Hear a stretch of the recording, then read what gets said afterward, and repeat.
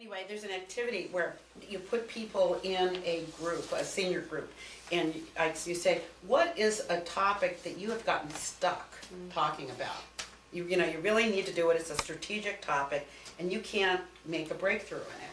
And so I put them in a circle, thank you, and then they talk about it while I'm watching them. And after about 10 minutes, I'm yawning. And so are they. I don't know if you ever watch senior teams talk about something they get stuck on. It is really deadly.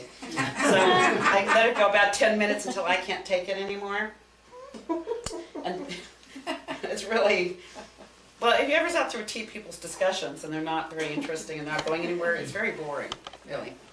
The topic stuff doesn't, even if it's exciting. So anyway, then there's, in teams, people typically play two roles on teams that they're not usually aware of. One's a role related to the task of the team, and the other is related to the processes or the relationships.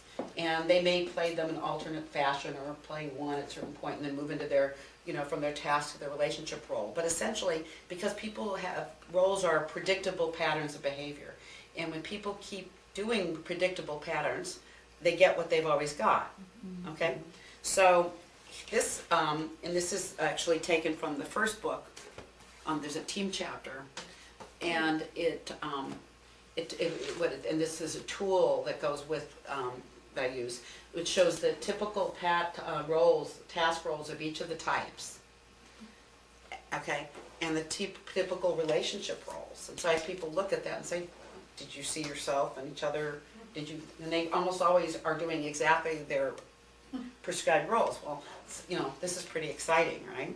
Except what do they do with it? And they go, oh my God, we thought we were being original and here we are, doing this thing. And then I talk to them about if one person changes their behavior in either of these roles, it'll change the dynamics.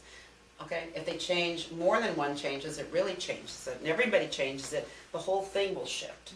So, and I've learned because I'm in National Training Labs, NTL member, you do the opposite of what you normally do to stretch yourself. And it turned out that, and I learned this from writing, this is where sometimes you learn from writing, that the opposite roles for each of the types for task and relationship are actually one of their wings or arrow lines.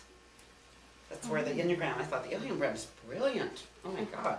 So I tell them to look at what the opposite would be and then what the behavior is and why it's good for them. And then I have them continue the discussion that they were having on the same topic, but in their opposite roles. And it is the funniest thing because they can do it. But you see the fives asking people about their feelings. Right? I mean, it's very funny. And you go on and on like that. And so, and they make huge breakthroughs. See, and so that's where they get kind of really excited about it. So that's how I position it as there's a problem they want to solve. There's techniques besides, in addition or conjunction with the Enneagram that are really great to use, and the Enneagram. And I just tell them some anecdotal stories like that, and that's what I do.